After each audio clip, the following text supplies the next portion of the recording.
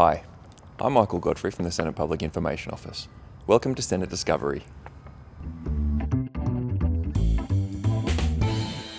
The sitting week began with the swearing in of Senator Lydia Thorpe as a Senator for the state of Victoria. Senator Thorpe was selected by the Victorian Parliament on the 4th of September to fill the vacancy caused by the resignation of Senator Di Natale in August. A bill to introduce reforms to higher education funding in Australia took up a large part of the Senate's time during the week, being debated for over 7 hours. The Morrison government investment will produce job-ready graduates that reflect Australia's expected economic, industry and employment growth, which is why there is an increased focus on areas of industry and community priority, as well as work-relevant qualifications. I stand here in opposition to this bill.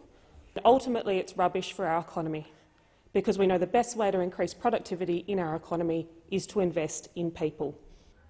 It will force regional universities to teach more students with less funding and forces their students to go into more debt to get their degrees. Centre Alliance supports the creation of more places for students at a time when they are desperately needed.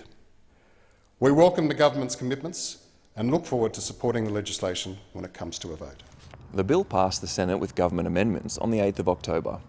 The House of Representatives will consider the amendments when it returns later this month. Another bill to come before the Senate during the week related to changes to income tax law.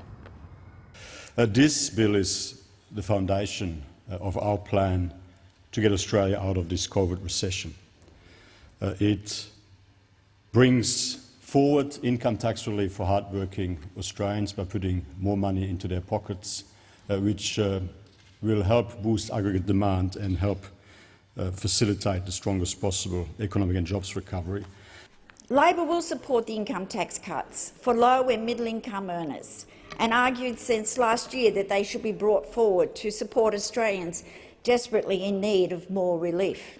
This bill locks in the transfer of hundreds of billions of dollars in corporate welfare at the expense of public services and people who need help. We must make sure that we get bang for buck as we move forward to get the best results for our economy. Ultimately, I will support this bill, perhaps with amendments, but definitely with some reservations. The bill passed the Senate without amendment during an extended sitting day and will now be sent to the Governor-General for royal assent.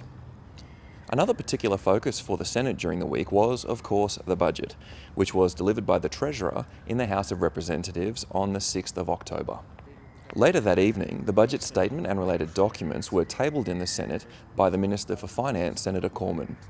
These documents were then referred to the Senate's legislation committees, triggering the estimates process.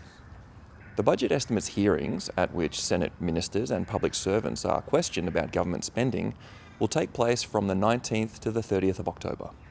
At these hearings, senators and witnesses will be able to participate remotely to enable appropriate social distancing measures to be maintained.